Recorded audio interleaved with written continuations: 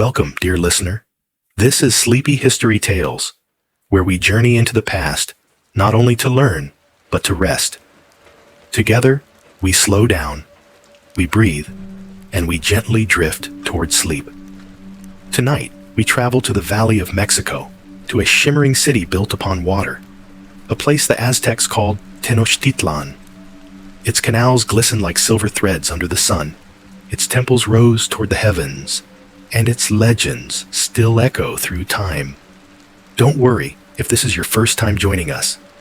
Each story is complete on its own, and every journey is woven to guide you softly into relaxation. For now, let's settle in. Find a position that feels easy and restful. Take a slow breath in through the nose, and exhale gently through the mouth. Allow your shoulders to soften. Let the weight of the day fall away, like feathers drifting down into still waters. For the next hour, there is nothing you must do. No task, no worry, no urgency. Only the sound of a story unfolding, guiding you deeper into calm. And so, as the night embraces you, we begin our journey. The air is cool and thin. You are standing at the edge of a great valley, the Valley of Mexico, thousands of feet above sea level. The year is far before Spanish ships will ever appear. The land is alive with lakes, broad, glimmering sheets of water that reflect the morning sun. Among them, the largest is Lake Texcoco, its surface rippling with soft breezes. Imagine the scene: reeds swaying at the shoreline, birds gliding across the water, fishermen casting nets from their canoes. The lake smells faintly of salt and earth, carrying the essence of a world untouched by modern machines. And there, in the midst of this vast lake, rises something astonishing. An island city, unlike anything you have seen. Its causeways stretch outward like arms, linking water to land. Its temples gleam with painted murals. Its markets hum with voices, not harsh, but rhythmic, like a song of daily life. This is Tenochtitlán, the heart of the Aztec world. But before we walk into its streets, let us rest a moment in its story. The legend tells that the ancestors of the Aztecs were wanderers. For generations, they roamed the dry northern lands, searching for the place promised by their god, Huitzilopochtli. The sign would be clear: an eagle perched upon a cactus, holding a serpent in its beak. They searched for years, through hardship and hunger, until at last they found it here, upon this island in Lake Texcoco. And so, they began to build. Close your eyes and imagine the sound of wooden stakes being driven into the marsh. Hear the slap of mud as men carried earth in baskets, creating floating gardens called chinampas. Smell the wet soil and the flowers planted in neat rows. In time, the city grew, layer upon layer, rising from the lake like a dream sculpted in stone and water. The people here lived with rhythm. Dawn began with the call of birds, smoke rising from hearths as women ground maize into dough, the streets filled with merchants carrying cacao, obsidian, feathers, and salt. Priests climbed the steps of temples, their chants echoing into the sky. Warriors sharpened obsidian blades, their reflections shimmering in polished stone. Everywhere, life pulsed, vibrant, ordered, and sacred. The city was not just a place of stone and water, but a reflection of the cosmos. Its 4 causeways pointed to the cardinal directions. Its temples mirrored the heavens, and its heart beat in rhythm with the sun. And as the sun set, painting the lake in colors of copper and violet, the city glowed with torchlight. Fires flickered in courtyards, voices softened into song, and the waters of the lake, calm and endless, carried the reflection of Tenochtitlán into the realm of dreams. Here, in this city of legend, we begin our journey. The first light of dawn touches the Valley of Mexico, painting the mountains in pale pink and gold. The air is crisp, cool from the night, but already you hear the stirrings of life across the lake. A canoe slides quietly across the water, its paddle dipping rhythmically, sending ripples outward in soft circles. On the horizon, the city of Tenochtitlan begins to awaken. The island city rises from the lake like something both earthly and divine. Its avenues are straight and wide, flanked by canals that glisten in the morning light. The causeways stretch outward, steady ribbons of stone connecting island to shore.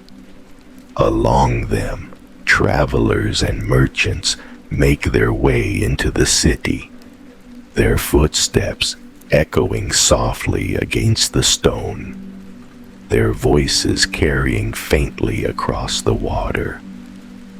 As you step closer, you notice the order in everything. The Aztecs did not build haphazardly. They built with intention. The city's layout mirrors the cosmos, its avenues aligned with the cardinal directions, its temples rising like mountains in miniature, pointing toward the heavens. Every plaza, every canal, every marketplace reflects a deeper rhythm, a harmony between earth, sky, and water. The streets are alive now. Women kneel by hearthstones, patting maize dough into flat, round shapes, then laying them onto clay griddles where they puff gently in the fire's heat. The smell drifts outward, warm, earthy, comforting. Men prepare canoes laden with produce from the chinampas, the floating gardens that shimmer like emerald carpets upon the lake. The chinampas are wonders of ingenuity. Imagine narrow rectangles of fertile earth, bordered by willow trees, whose roots bind the soil together. Farmers paddle between them in slender canoes, their hands brushing against leaves heavy with tomatoes, chilies, squash, and maize. Flowers grow here too, marigolds and dahlias, their colors reflecting in the still water. Birds flit between the stalks, their songs blending with the gentle lapping of waves. From these gardens, the city is fed. The marketplace begins to stir. It is vast. Some say larger than any in Europe at the time. Imagine rows upon rows of stalls shaded by woven mats. Merchants spread their goods. Cacao beans piled neatly in baskets. Obsidian blades that gleam like dark mirrors. Cotton cloaks dyed in brilliant blues and reds. Feathers of exotic birds shimmer in the light, iridescent greens and blues that seem almost unreal. You hear the calls of traders, not loud or chaotic, but rhythmic, like the hum of bees in a meadow. Currency here is simple and elegant. Cacao beans, used not only for their flavor, but as tokens of trade, pass from hand to hand. Cotton cloaks, rare and valuable, are exchanged for precious obsidian tools. Each transaction carries with it not greed, but a sense of balance, an acknowledgement that wealth is not only material, but cosmic. At the heart of the city rises the Templo Mayor, the Great Temple. Its twin staircases climb toward twin shrines, one dedicated to Huitzilopochtli, god of the sun and war, and the other to Tlaloc, god of rain and fertility. The temple is immense, its walls painted with vivid colors, its base decorated with carvings that tell of myths and battles, creation and destruction. As priests ascend its steps, incense drifts upward, the scent of copal resin thick in the air. The smoke curls skyward like prayers carried into the heavens. The people move through their day with rhythm. Children chase one another along the edges of plazas, their laughter echoing. Older men gather to tell stories of ancestors, their voices low and steady, like drums keeping time. Women sit in groups, weaving cloth on backstrap looms, their hands moving swiftly, the colors of the threads bright and precise. In the calm of afternoon, the city glows. Sunlight shimmers on canals, turning them into streams of gold. Canoes pass quietly, their paddles stirring reflections of towers and trees. A fisherman casts his net, its arc graceful against the sky before it falls gently into the water. The city is busy, alive, yet there is no chaos. It breathes with the rhythm of its people, steady and harmonious. As evening descends, torches flicker to life.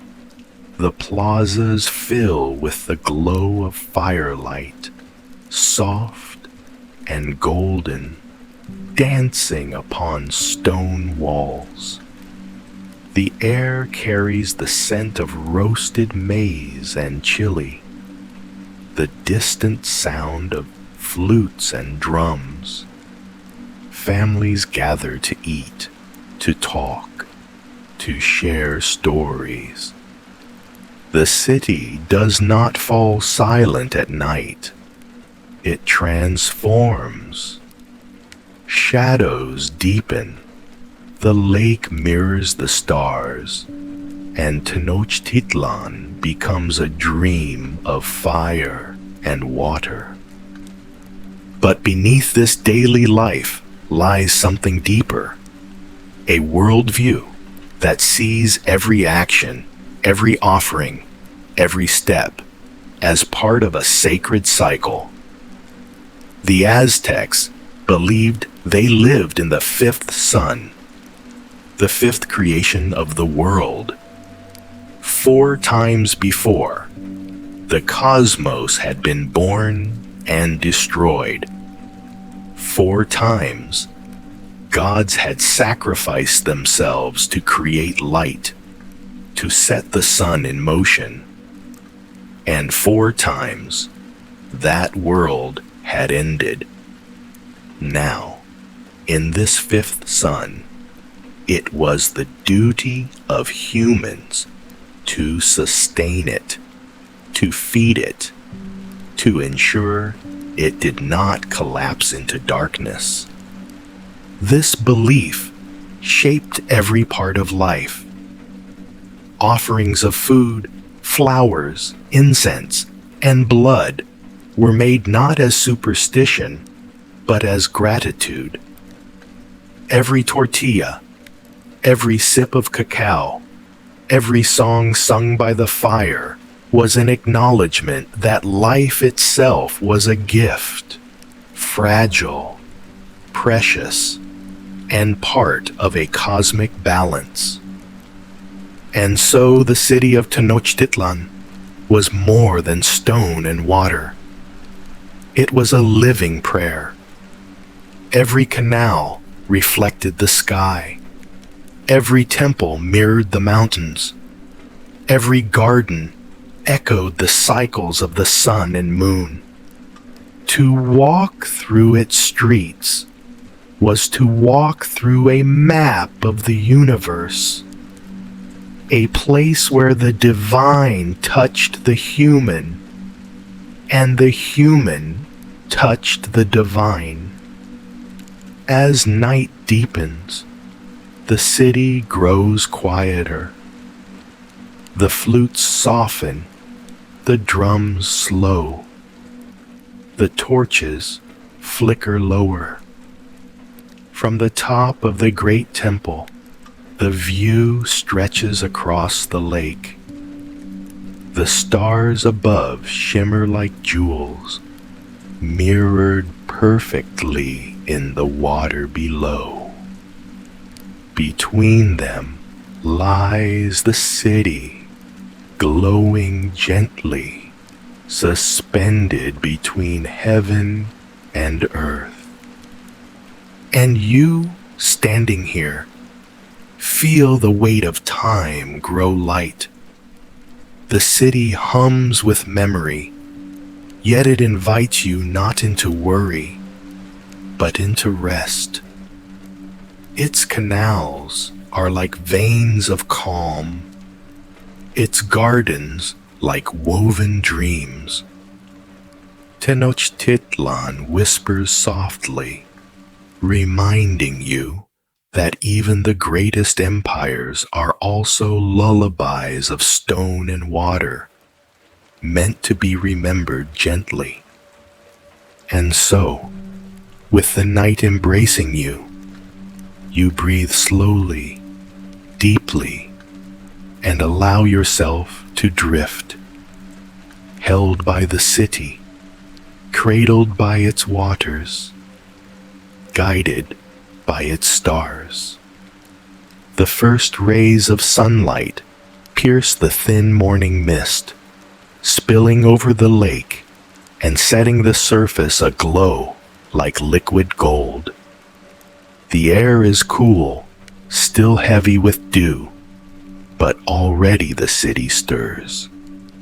In Tenochtitlan, dawn is more than the beginning of a day. It is a rebirth. To wake is to join the eternal cycle of the cosmos, a duty as sacred as it is natural. The priests are among the first to rise, clad in robes dyed with soot, feathers, and symbols of their gods. They ascend the great temple steps in slow, measured rhythm. Their bodies are weary, perhaps, but their spirits burn with purpose. In their hands, they carry bowls of incense, their smoke already curling into the sky. Each step upward is a prayer, a reminder that the climb is both earthly and cosmic, a movement toward the heavens. The city below stretches outward, canals winding like veins of light, gardens green and orderly, houses small but alive. Above all this rises the temple, and from here the priests face the dawn. The sun edges over the mountains, flooding the city in warmth, and with its light, the prayers begin. The chant is low at first, almost a whisper, words spoken in Nahuatl, carrying both reverence and rhythm. Then, as voices multiply, it grows, layering into harmonies that rise like waves. The drums follow, their deep sound resonating through stone and body alike, each beat echoing the heartbeat of the world. Flutes join, their notes floating, soft and airy, weaving through the heaviness of the drums. The smoke of Copial thickens, sweet and earthy, rising to meet the light of the sun. The two mingle in the sky, the breath of earth and the fire of the heavens, and the people gathered in the plazas bow their heads. For them, this ritual is not abstract. The sun does not rise because it must. It rises because it is fed. It is sustained by sacrifice, by offering, by devotion. Without this, the fifth sun might falter, and darkness would return. And so, the rituals continue, not only at the great temple, but in smaller shrines scattered across neighborhoods. Families gather with their own offerings, flowers plucked from chinampas, maize ground into dough, bowls of water drawn fresh from the lake. They place these gifts with quiet hands, whispering thanks for another day of breath and life. As the city brightens, daily life resumes. Farmers move toward their canoes, merchants toward the market, children toward their lessons. But the hum of ritual never fades entirely. At midday, when the sun is at its height, the temple priests return once more. They pour libations of water and pulque, a fermented drink made from the maguey plant, upon the stones, letting them soak into the earth. For the gods are not distant deities, but presences woven into every element of the world. The water, the sun, the soil, the air. To honor them is to honor life itself. Yet not all rituals are soft. Some are heavy with awe, with fear, with the recognition of life's fragility. The Aztecs believed that their world was fragile, that it survived only because the gods had once sacrificed themselves. To keep the sun moving, to keep the rains falling, to keep crops growing, humans too must give something of themselves. And so, there were ceremonies where blood was offered. The priests themselves practiced auto-sacrifice. Using obsidian blades, they drew small cuts upon their ears, their tongues, their thighs. The blood was collected, placed on paper, then burned so that its smoke rose skyward, carrying their devotion. It was not cruelty, but devotion, an intimate acknowledgement that life is sustained by life. Larger ceremonies drew crowds from across the city. The steps of the great temple filled with people, their eyes fixed upon the priests. The drums beat louder here, booming like thunder, their rhythm deep and unrelenting. Shell trumpets sounded, their cries carrying far over the lake. Flowers were scattered, their petals falling like rain upon stone. And in the center of it all, the ritual unfolded, solemn, precise, carried out with the weight of centuries of belief. To modern eyes, these sacrifices might seem grim, but in the Aztec world, they were sacred exchanges.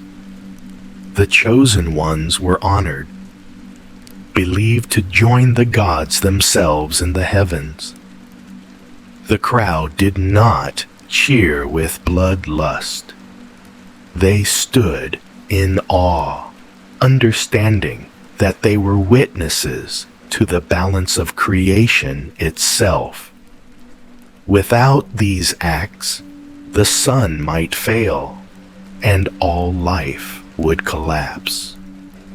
In this way, the rituals of blood were not about death, but about continuity.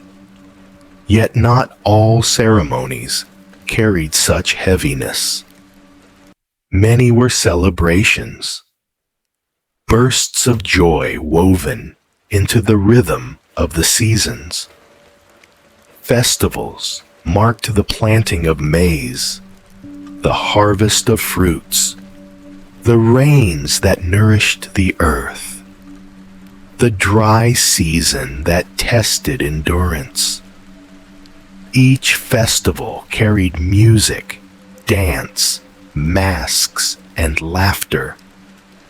Streets filled with color as men and women painted their bodies, adorned themselves with feathers, and danced in circles that mimicked the movement of the cosmos.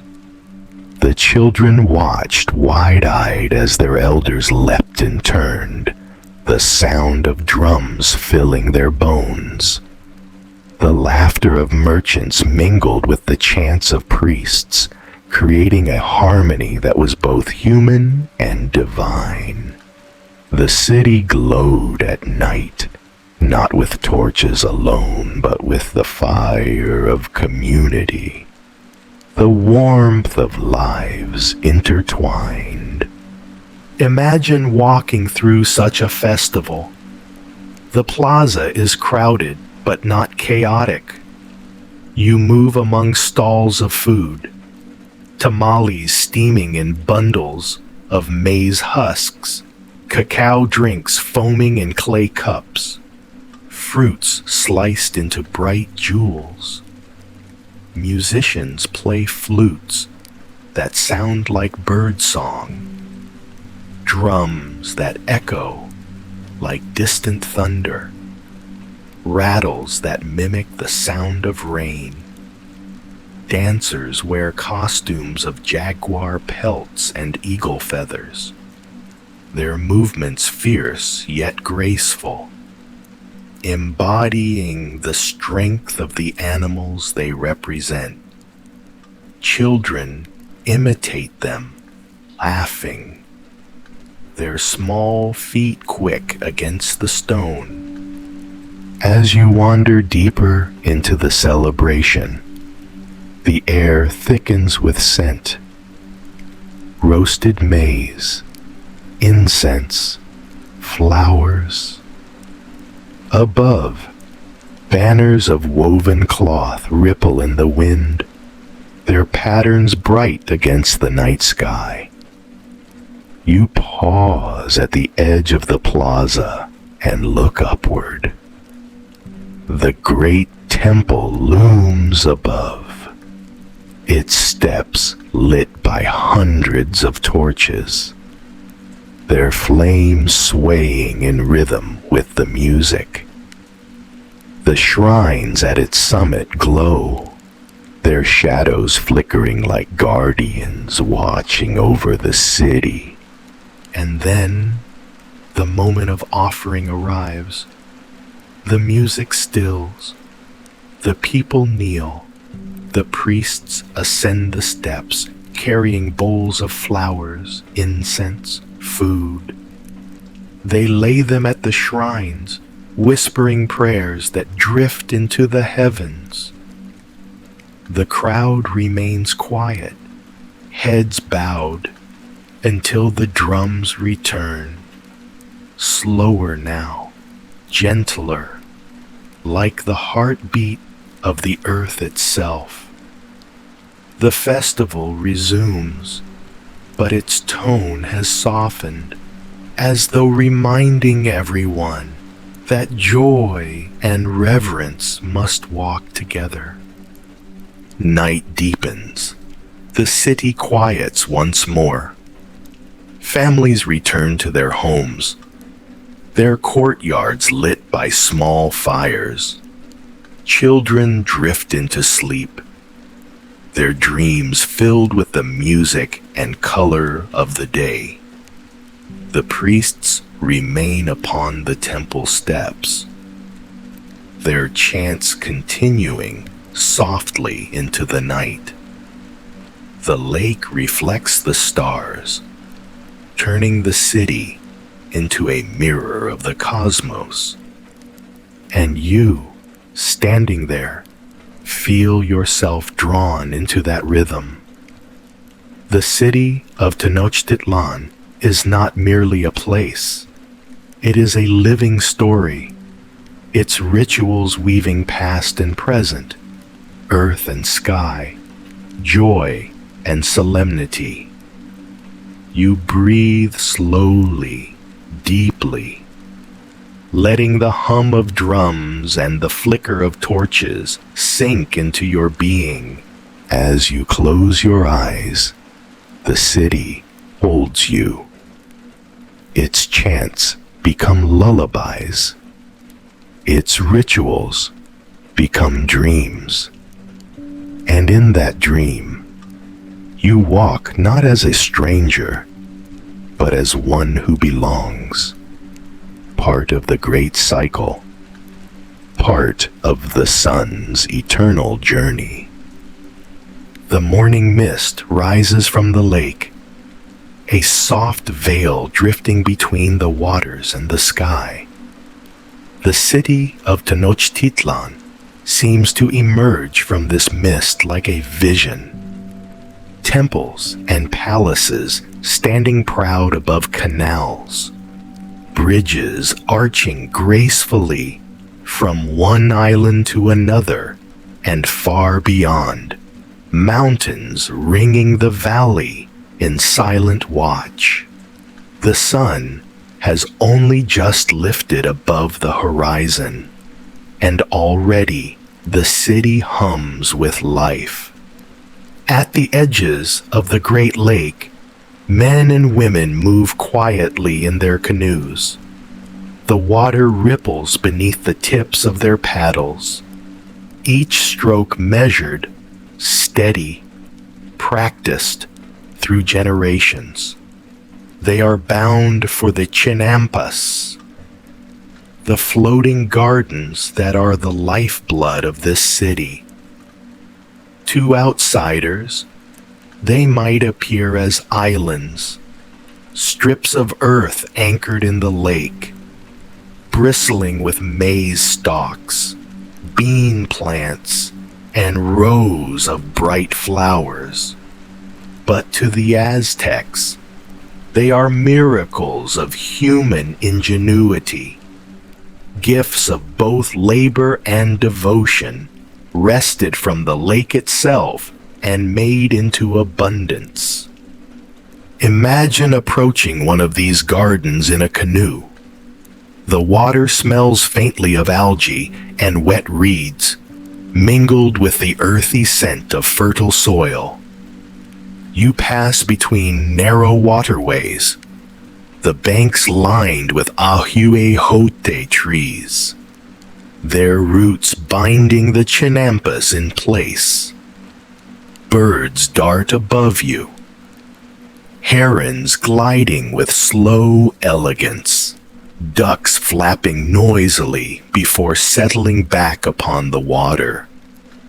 As you draw closer, you hear the quiet murmur of voices, the sound of hoes striking soil, and the laughter of children who run along the narrow ridges between plots.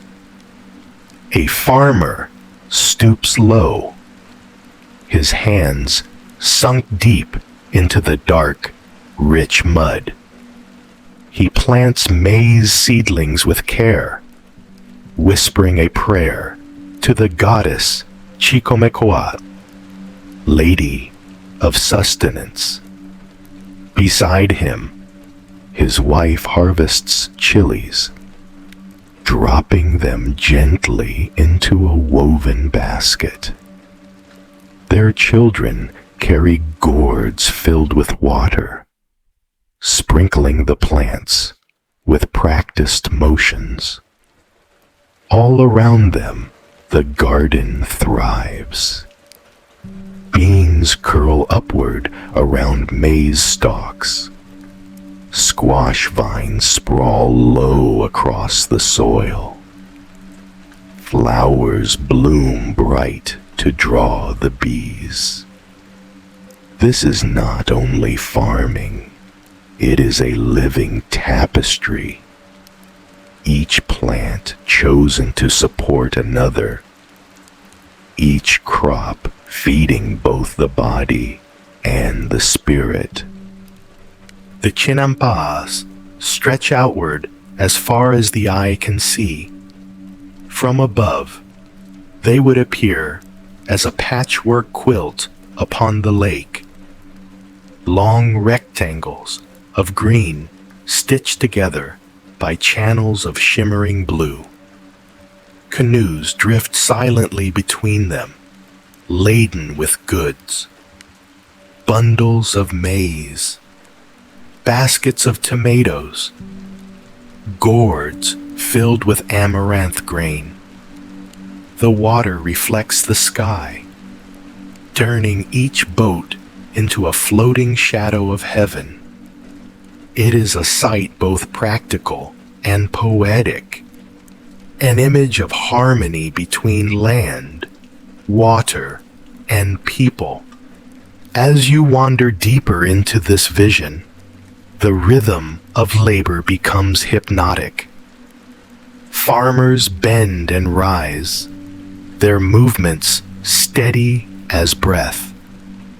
Women grind maize on stone slabs, their hands moving in timeless rhythm, the sound of stone against stone echoing like a soft drum beat. Children chase each other along the narrow ridges, their laughter carried by the breeze.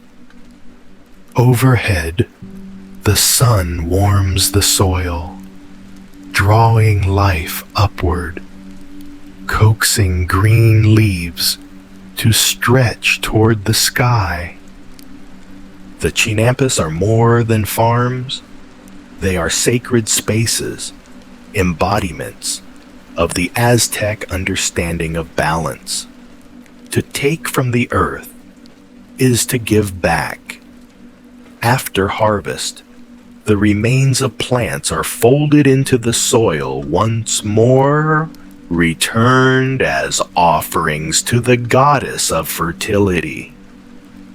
Fishermen leave small tokens at the water's edge: feathers, shells, bits of maize, gifts for Tlaloc, the rain god, whose blessings are carried upon clouds. Life here is never separate from the divine. Each act of farming is also an act of prayer. As the day warms, the canals grow busy. Canoes, laden with produce, make their way toward the great market of Tlatelolco, the heart of commerce in the empire. You watch as traders guide their boats carefully through the maze of waterways, calling out greetings to one another. Their voices mingle with the cries of water birds, the buzz of insects, the splash of paddles. The canals become a river of movement, feeding the city not only with food, but with connection. Each garden linked to the markets, each family tied to the rhythm of the whole. Imagine entering the market itself. The plaza stretches wide, filled with thousands of people. Merchants spread their goods upon mats. Baskets of maize, piles of cacao beans, heaps of chilies so red they seem to burn in the sun. Flowers bloom in bright arrangements, their fragrance mixing with the smell of roasting food. Potters display bowls painted with spirals and jaguars. Weavers unfold cloaks of shimmering cotton, dyed in brilliant hues. The air vibrates with sound. Traders calling out, buyers bargaining, musicians playing flutes to draw attention to their stalls. And above it all, the voices of officials carry, ensuring that fairness and order are maintained. From the market, food and goods return to the Chinampas, completing the circle. Farmers earn cacao beans in exchange for their harvest, then use them to buy tools, cloth, or luxuries. Everything flows, nothing wasted. The city thrives not through conquest alone, but through this daily, humble rhythm of planting, harvesting, and trading. Yet the Chinampas are not only for sustenance, they are also for beauty. Alongside maize and beans, farmers plant flowers, marigolds, dahlias, orchids, their colors vivid against the green leaves. These flowers are not merely decoration. They are offerings for the gods, garlands for festivals, symbols of joy woven into daily life. Imagine drifting in a canoe through these gardens at sunset. The water glows orange. The flowers shimmer like jewels. The air carries the sweet scent of blossoms. A heron lifts into flight, its wings catching the last light of the day. The scene feels more dream than reality, yet it is woven from ordinary life. Night falls gently over the Chinampas. Families gather around small fires, their faces illuminated by the glow. They eat tamales wrapped in maize leaves, drink chocolate spiced with chilies, tell stories of gods and ancestors. The children grow drowsy, their eyelids heavy, their dreams already wandering toward the myths spoken around them. Above, the stars shimmer. The water reflects them, turning the canals into rivers of light. The city sleeps, but the Chinampas remain alive. Their soil breathing, their waters lapping, their plants stretching silently toward the moon. And you, drifting in your canoe, feel the weight of time dissolve. The paddles dip softly into the water, the ripples spreading outward in concentric rings.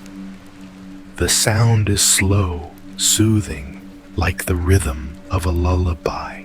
You close your eyes, letting the gentle rocking of the boat lull you deeper into calm. The voices of farmers fade, the music of the market softens, the glow of torches dims. Only the hum of the lake remains, steady, eternal. The Chinampas are more than gardens. They are a dream of balance, of people living in harmony with water and soil, of sustenance born from devotion, of beauty woven into necessity. In their quiet resilience, they whisper a lesson that still reaches across centuries. That life flourishes not through conquest alone, but through care, patience, and reverence for the earth. You breathe slowly, deeply, feeling yourself part of that balance. The city fades into silence. The stars reflect in the water, and the gardens cradle you like a soft bed of earth. Sleep drifts closer, gentle as the rocking of a canoe. And as your thoughts slow, the Chinampas remain, eternal, serene, carrying the heartbeat of an empire upon their waters. The dawn breaks slowly across the Valley of Mexico.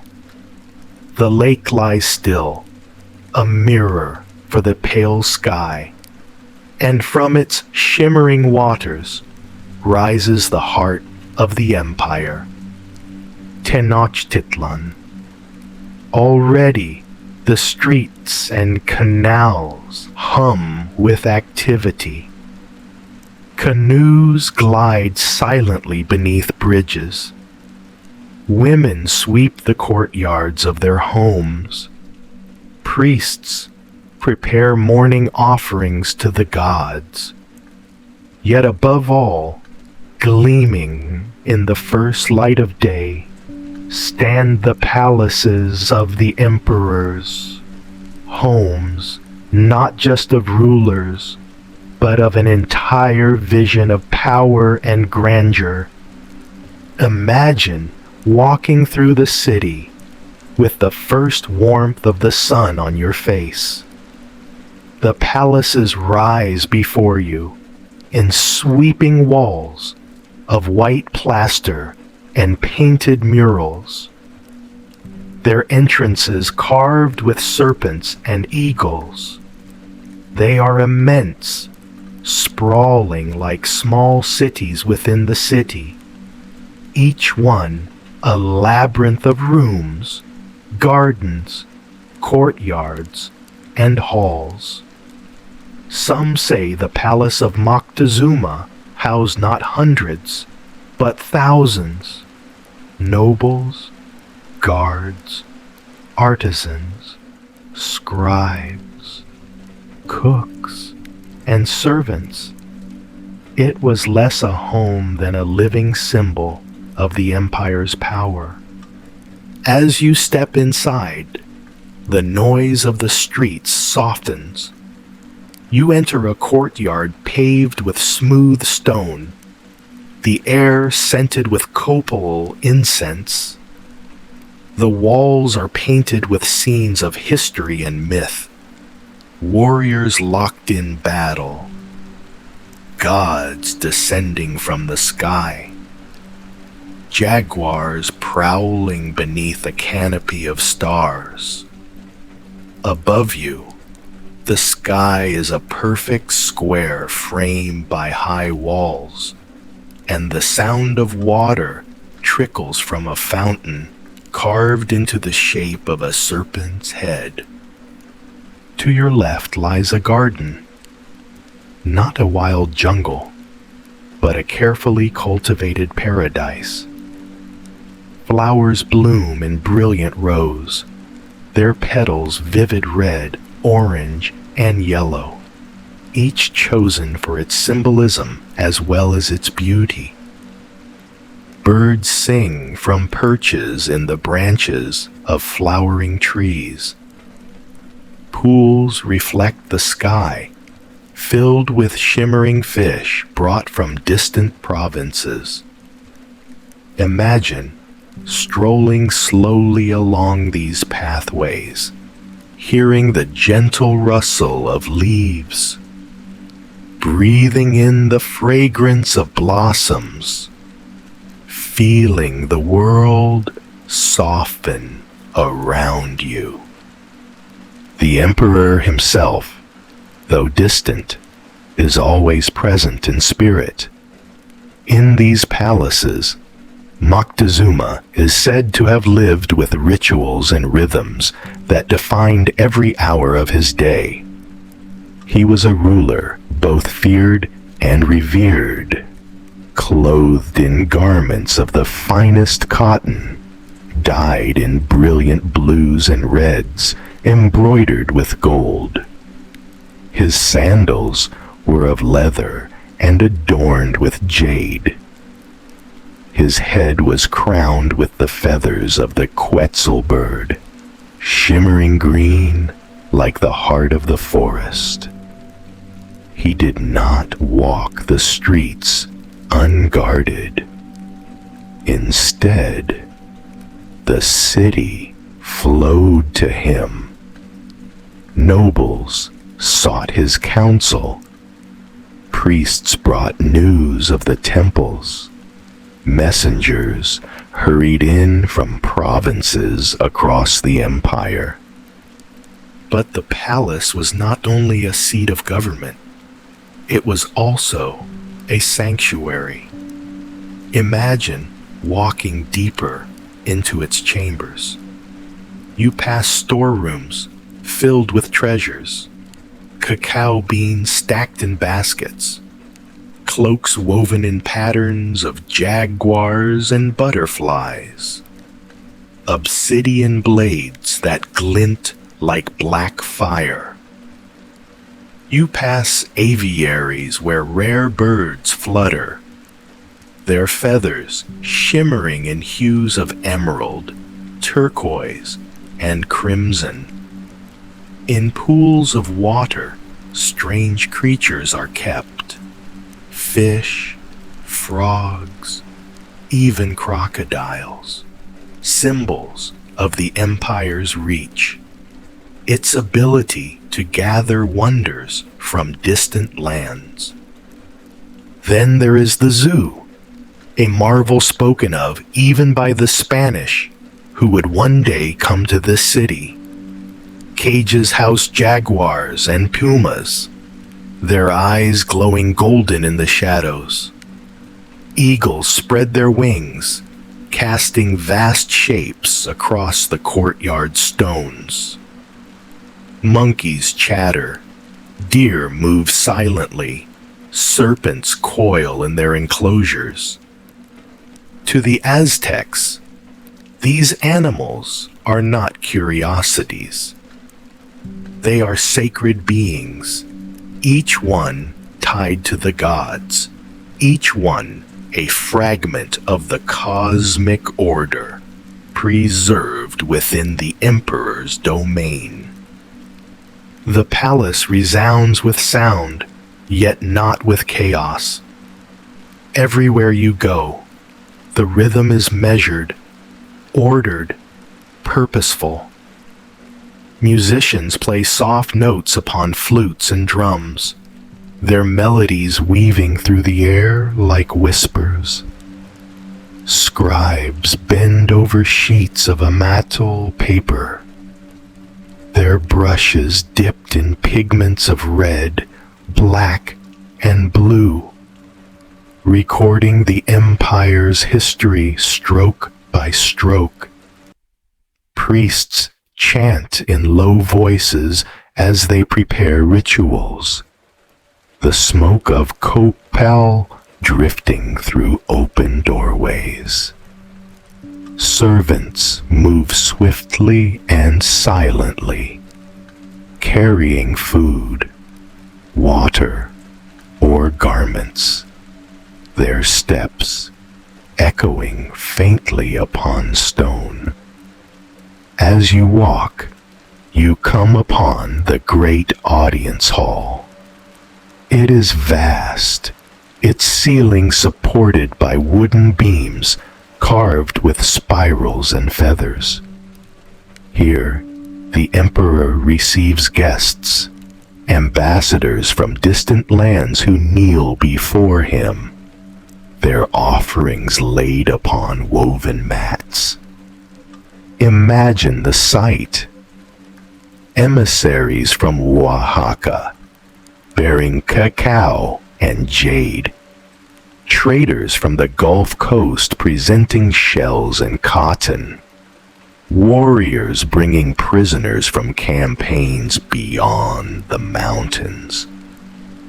The emperor sits upon his throne, not raised too high, but always elevated enough to remind all who see him that he is the center of this world. Yet even within all this splendor, the emperor is a man of ritual. Before he eats, incense is burned. Before he speaks, silence is kept. His meals are prepared with care, sometimes dozens of dishes laid before him. Turkey, venison, maize tamales, chocolate flavored with honey and chilies. He eats from plates of fine clay, drinks from cups of jade, and when he has finished, the plates are broken, for no one else may use them.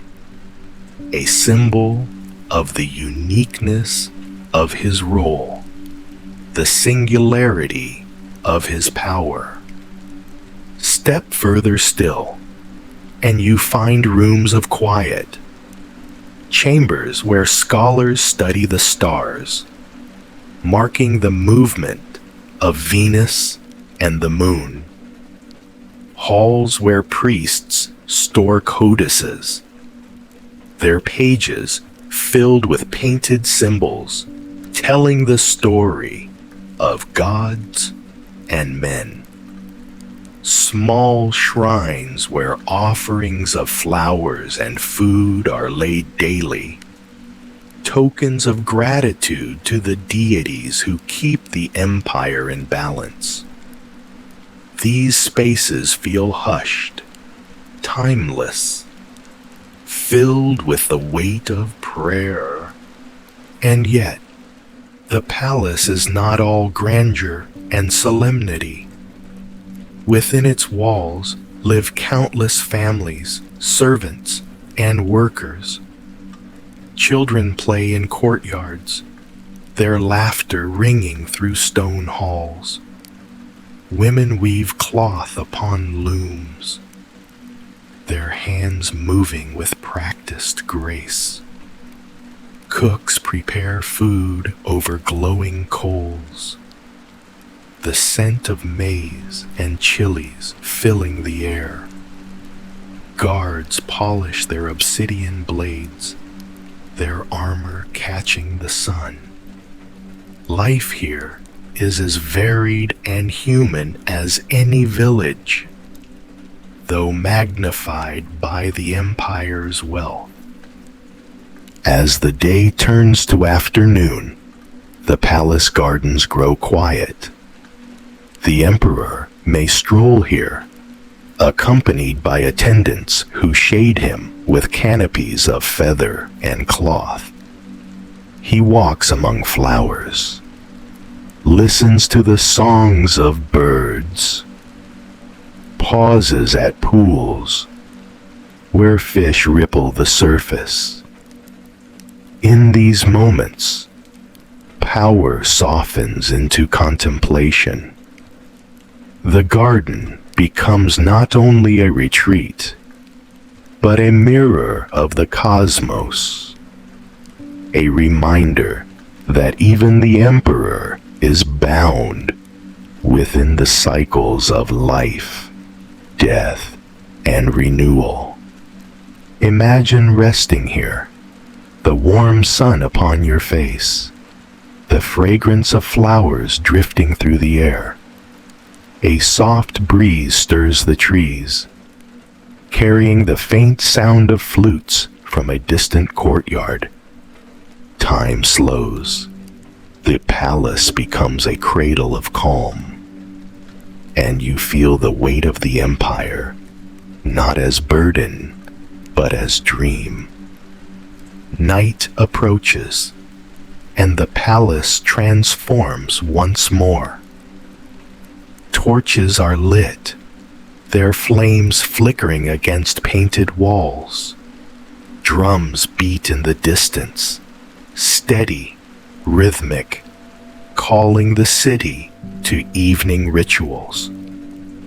In the audience hall, nobles gather for council, their voices low, their faces serious in the torchlight.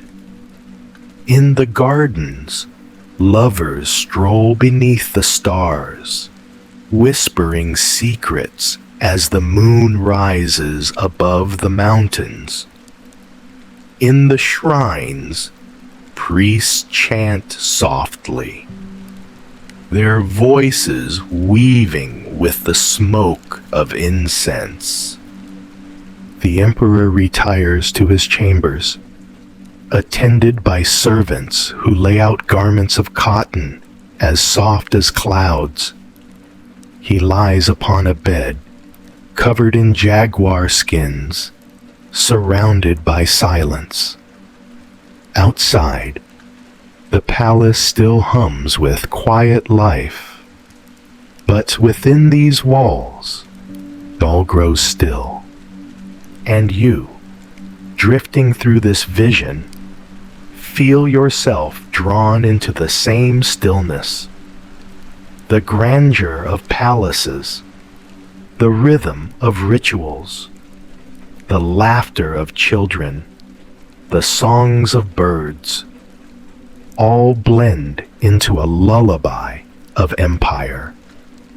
The city softens, the torches dim, the stars shimmer above the lake.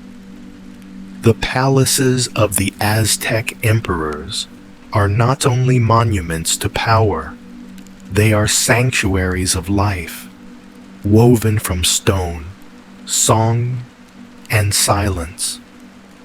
Within them, the heartbeat of an empire echoes, steady, eternal, dreamlike. And as that heartbeat slows, you too feel your own breath deepen, your body grow heavy, your thoughts drift toward sleep. The palace fades into darkness, its walls dissolving into quiet. The lake shimmers faintly beyond, the stars gleam, and all becomes calm. At the center of Tenochtitlán, rising high above its markets, canals, and palaces, stood the great temple, the Templo Mayor. It was not only stone and stairway, not only a monument of height and symmetry. To the Aztecs, it was the very axis of the universe, the place where heaven, earth, and the underworld met. And so, to walk toward its base was to walk toward the center of everything, the place where gods breathed closest to humankind. Imagine approaching it in the morning. The city is alive around you, yet here the air feels different, hushed, heavy with reverence. The twin shrines upon the summit gleam in the sunlight. One for Huitzilopochtli, god of the sun and war, the other for Tlaloc, god of rain and fertility. These deities, together, embody the rhythms of life, the sun that warms the crops, the rain that nourishes them, the struggle that ensures survival. To the Aztecs, the temple was not simply a house of prayer. It was the heart that kept the cosmos beating. Step closer.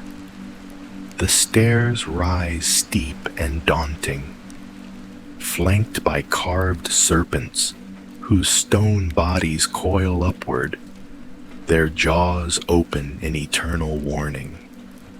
Priests climb these stairs with bare feet, their cloaks painted with symbols of stars and flames. The scent of copal incense drifts down, curling in white tendrils, mingling with the smell of flowers brought as offerings. Drums echo from above, slow and resonant, their sound like the heartbeat of the earth itself. At the base, worshippers gather. Farmers from the countryside kneel with baskets of maize, hoping for rain. Mothers whisper prayers for the health of their children. Warriors stand silent, their obsidian blades strapped to their backs, seeking strength for the battles to come. The temple embraces them all. You walk among them, moving slowly, hearing the murmur of prayers, feeling the weight of history pressing upon the stones. Each block is more than construction, it is memory. For the Aztecs believed the temple was built upon the site where their people had first seen the sign of destiny, the eagle on a cactus devouring a serpent. To them, it was the place chosen by the gods, a foundation laid not by men alone, but by fate itself. Within the temple's courtyards, rituals unfold daily. Priests paint their faces in black and red, their hair bound with feathers. They chant hymns in voices that rise and fall like waves, calling upon gods whose power shaped every season. Offerings are laid upon altars, flowers bright as fire, cacao beans piled in neat rows, obsidian knives gleaming darkly in the sun. There are times when these rituals are simple, soft, meant to honor and give thanks. A priest sprinkles water upon the ground, symbolizing rain. A bowl of honey is set before an idol, sweet gift to a sweet god. Musicians play flutes carved from bone, their melodies high and haunting, carrying across the city like whispers of the wind. And there are times when the rituals grow heavier, for the Aztecs believed that the sun itself required nourishment, that the universe continued only through sacrifice. To them, blood was not merely life, but the essence that fed the gods, the current that kept the cosmos in motion. Without offerings, the sun might falter, the rain might vanish, the world might end. It is here, perhaps, that the modern mind struggles to understand. But for the Aztecs, there was no cruelty in this belief, only necessity. They lived in a cosmos fragile and ever at risk of collapse. Their rituals were not acts of violence alone, but acts of devotion, acts meant to ensure that all life, crops, rivers, families, the very earth itself, would endure another day. Imagine standing at a distance, watching torches flicker as priests ascend the steps, carrying with them the weight of this responsibility. Their chants rise into the sky, mingling with the cries of birds, the rustle of banners in the wind. You feel both awe and unease, drawn into the gravity of their world, a world where faith was written not only in words, but in blood. Yet the temple was not only a place of sacrifice, it was also a place of profound beauty and peace. The shrines themselves were painted in vivid colors, adorned with mosaics of turquoise and jade. Statues of gods stood tall, their faces fierce but also protective, guardians of the people. Within inner chambers, treasures were stored, masks made of obsidian and shell, cloaks woven from iridescent feathers, offerings left for generations.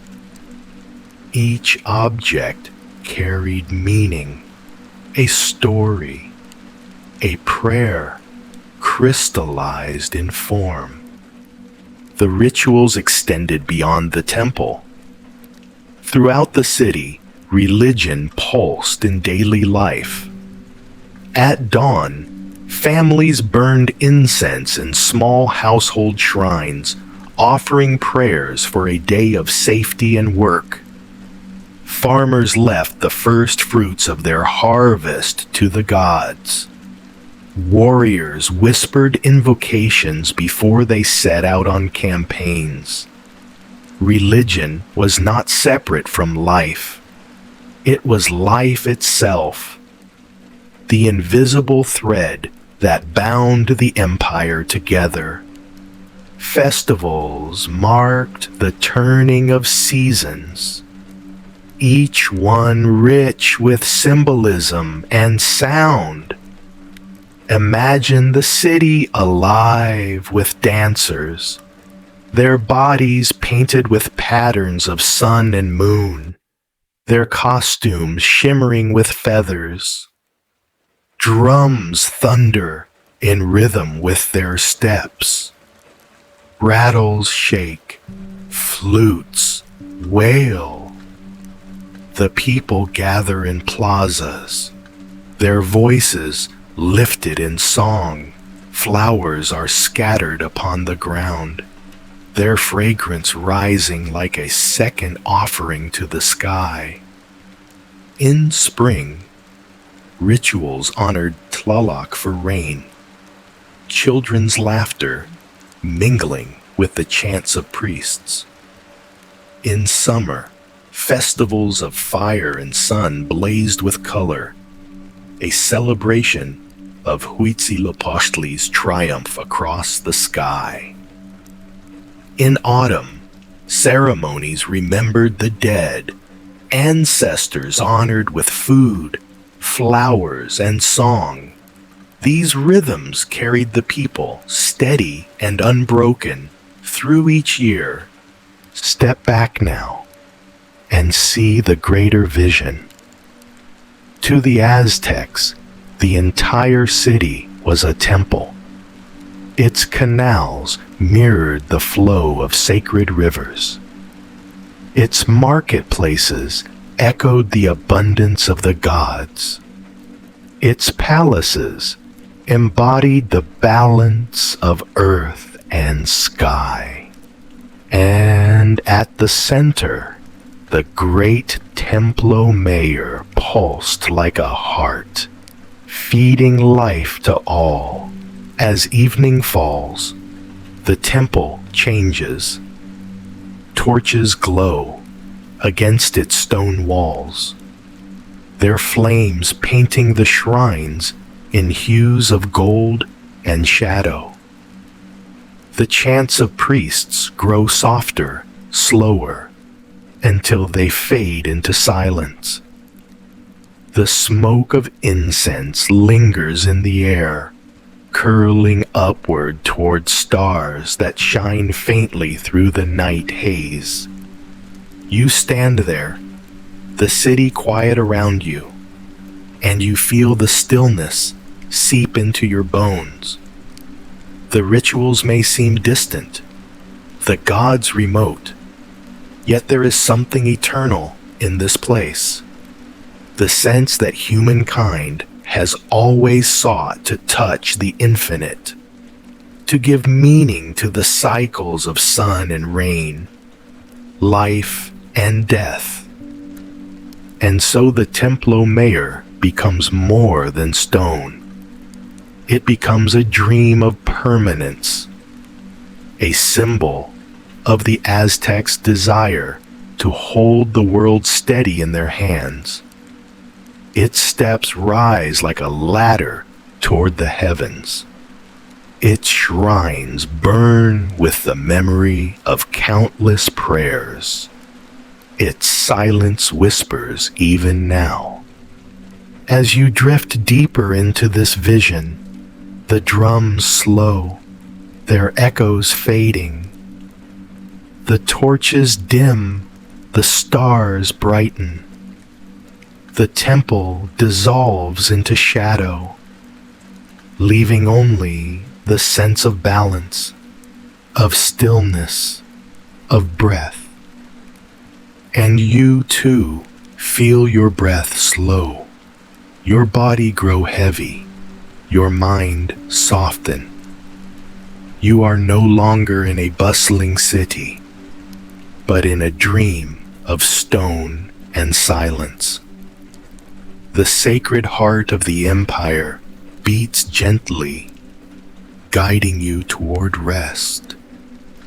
The city was not only temples and warriors, not only priests and emperors.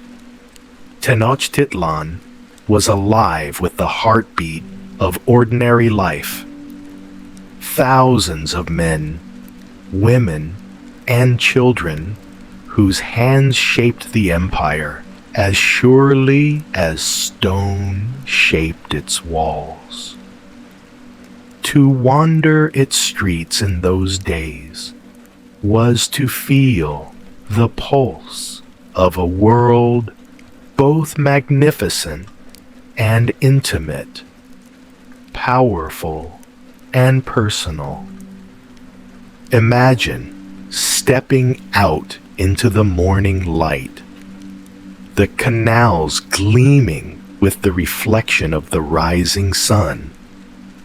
Canoes drift slowly across the water, their paddles dipping gently, sending ripples across the mirrored surface.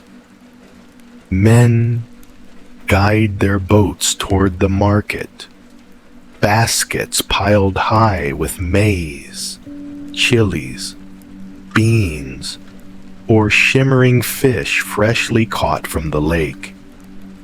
Women lean over the water to wash clothes, their voices rising in soft conversation, their laughter echoing across the canal walls. Children chase one another along the pathways, their bare feet pattering on the stone, their joy simple and unbroken. You follow the flow of the people toward the great marketplace of Tlatelolco. Even from a distance, you can sense its size, vast, sprawling, filled with the hum of countless voices. By midday, tens of thousands gather there. Not only Aztecs, but merchants from distant lands. The market is a living tapestry, every thread a color, a scent, a sound. Here, a stall glimmers with obsidian knives, their edges sharp as glass. There, a vendor spreads woven blankets dyed in brilliant hues of red and blue. Baskets overflow with cacao beans, so prized they serve as currency. Spices perfume the air, the smoky heat of chili, the sweetness of vanilla, the earthy scent of herb. You hear the cry of sellers calling out their goods, the shuffle of sandals, the chatter of buyers bartering with careful gestures. Step closer, and the details unfold like petals. A potter shapes clay into bowls with practiced hands, his fingers leaving marks that tell of generations before him. A woman grinds maize on a metate, her rhythmic motion steady, her tortillas warming on a flat griddle of stone. The scent rises, comforting, familiar, the aroma of nourishment, the essence of home. Musicians sit in a circle nearby, flutes and drums carrying gentle melodies across the square, turning trade into something almost ceremonial. Life here is more than survival. It is joy, creativity, connection. Families share meals of tamales wrapped in corn husks, of beans and squash, of steaming cups of atole sweetened with honey. Children learn by watching, by imitating, how to grind grain, how to weave fibers into cloth, how to paddle a canoe without spilling a drop. Elders tell stories as they work, voices weaving memory into the fabric of each day. Walk beyond the market, and you see the neighborhoods, each one ordered, each one tended. Houses are built of adobe or stone, their courtyards filled with flowers. Gardens bloom with maize, beans, and amaranth. Dogs doze in the sun, their ears twitching at the sound of distant drums. Turkeys strut proudly, feathers catching the light. Families sit together in the evening, sharing food, sharing stories, sharing silence. Education, too, was woven into life. Children of nobles attended schools where they learned reading, writing, astronomy, and history. Children of commoners studied farming, crafts, and the traditions of their people. All were taught respect, discipline, and devotion to the gods.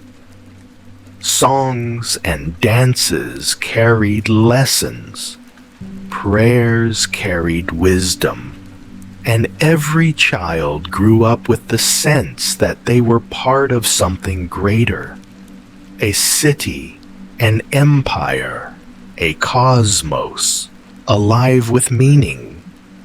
Yet within this rhythm of daily life, there was always a softness, a quiet that lingered at the edges.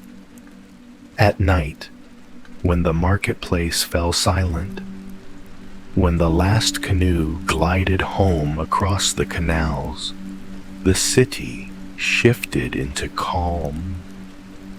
Torches flickered in doorways, stars mirrored themselves in the waters, and the voices of families faded into dreams.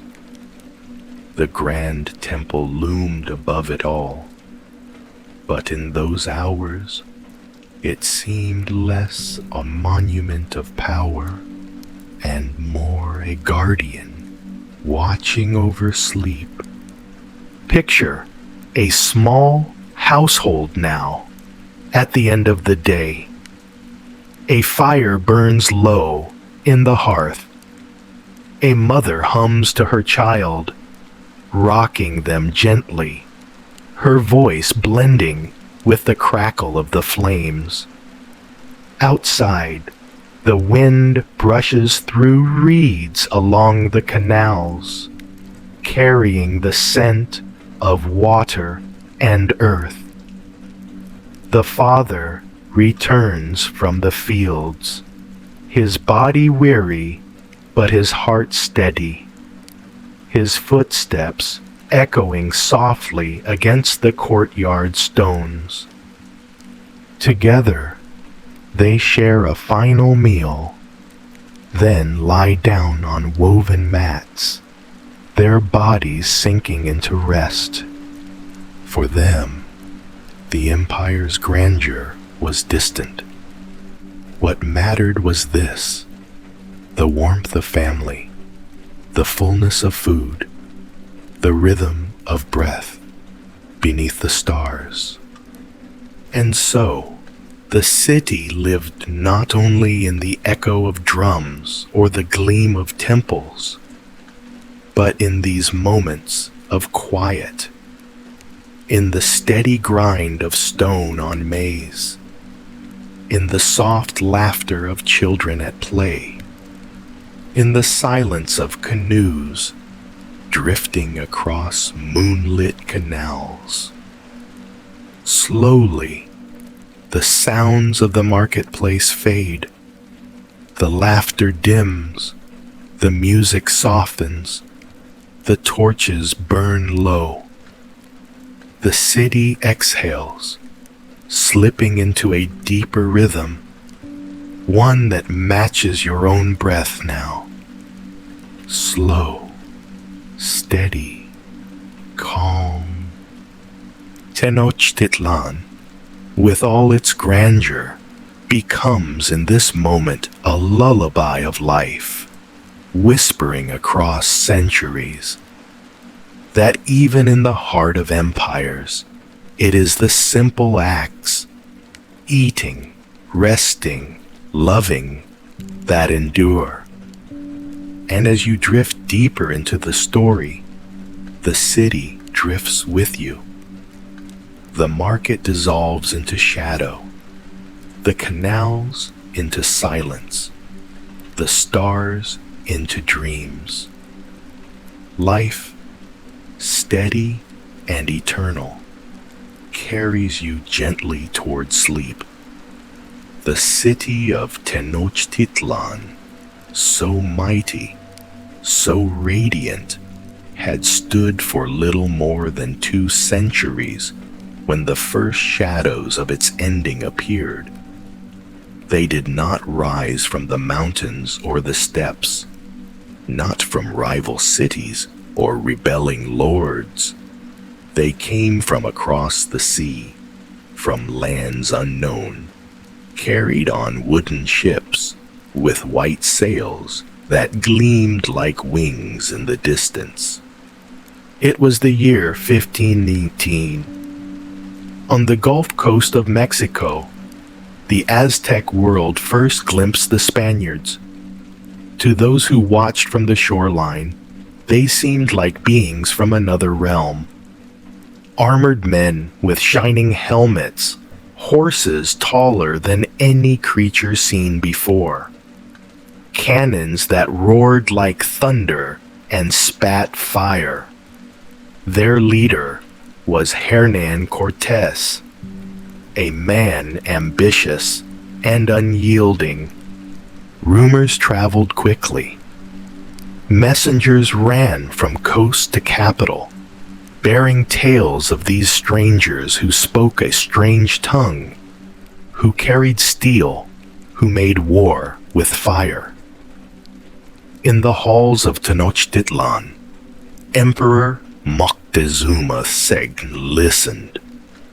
He was a man of wisdom and caution, yet his heart wavered. Some whispered that these men were not mortals at all, but gods returned, perhaps even Quetzalcoatl himself, the feathered serpent god of creation and renewal. Moctezuma hesitated, torn between awe and fear.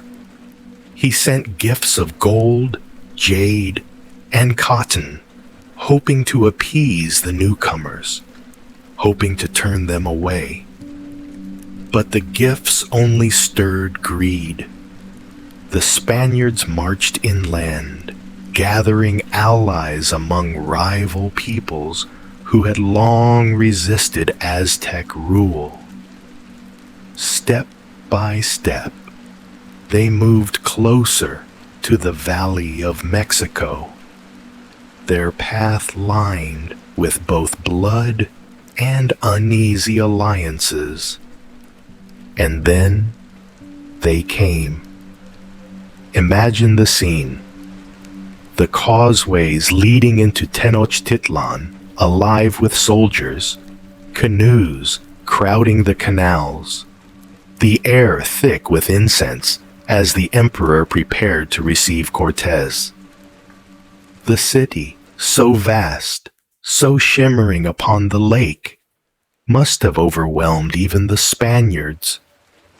They called it more magnificent than any city in Spain, its temples rising like mountains, its marketplaces alive with tens of thousands, its canals gleaming like Venice, but grander.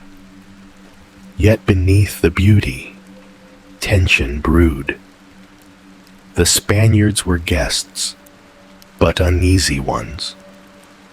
Their eyes lingered on the gold that adorned temples, on the wealth that filled storerooms.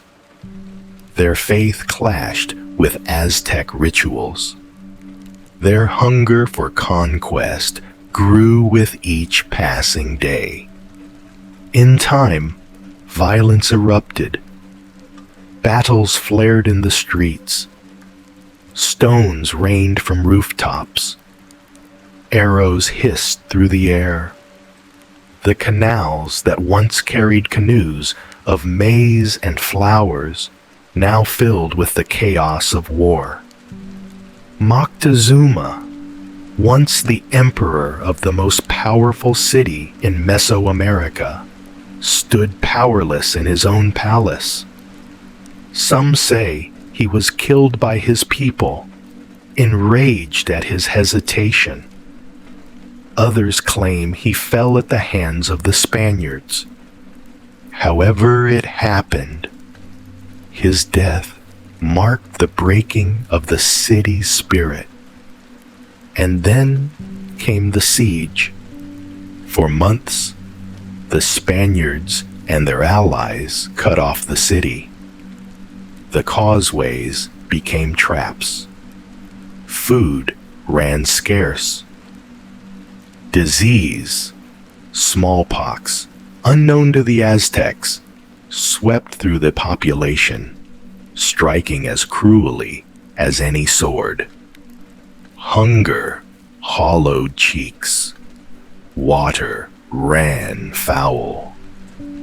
Families huddled in silence, listening to the distant thunder of cannons. At last, in 1521, the city fell. Imagine the silence after centuries of grandeur. Temples toppled, palaces burned, canals clogged with debris. The lake, once shimmering with canoes and lilies, lay choked with ruin. The city of Tenochtitlán, jewel of the Aztec world, became rubble beneath foreign boots. Yet even in its fall, the city did not vanish. Its spirit lingered, carried in memory, in story, in the resilience of its people. For the Aztecs did not disappear.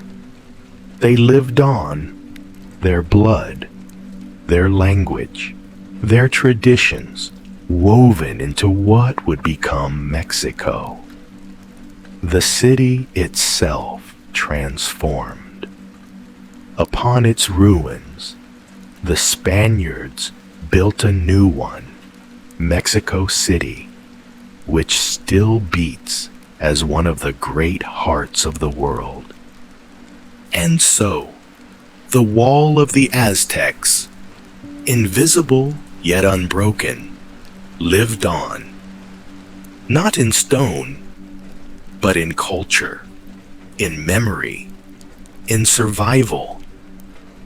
Tonight, as you drift into sleep, imagine standing once more upon the causeways of Tenochtitlan.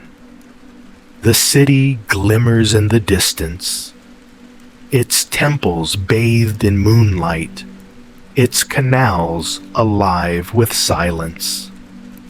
You hear no battle, no cry of conquest, only the gentle lap of water against stone.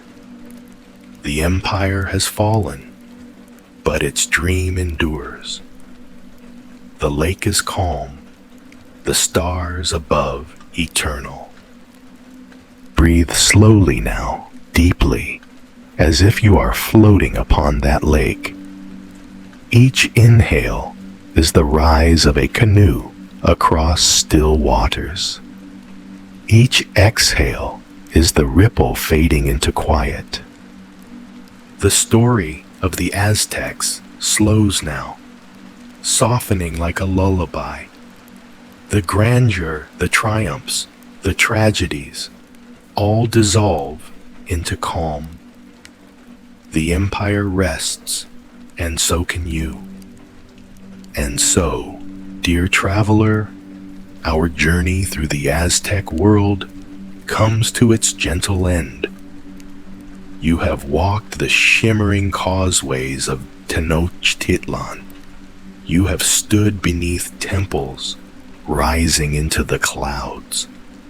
You have felt the hum of drums, the echo of chants, the rhythm of a city alive with spirit. And you have witnessed its fall, not as loss, but as transformation. A reminder that even when cities crumble, the human heart endures. Now, there is nothing left for you to do. No walls to guard, no battles to face, no burdens to carry, only rest. Take a deep breath in, hold it for just a moment, and let it out slowly, softly, like a ripple across still water. Feel your body grow heavy, sinking deeper into comfort. Your thoughts drift like canoes upon a quiet lake. Your breath becomes the night wind, steady, calming, endless. Above you, the stars shine as they did for the Aztecs centuries ago. The same stars that guided their stories now guide you toward rest. Their light is soft, silver, eternal. With each breath, let go of the day. With each breath, sink deeper into peace. There is no need to chase sleep. It is already here, wrapping around you like a blanket. You are safe. You are calm. You are timeless. Let the world fade now. Let your dreams rise.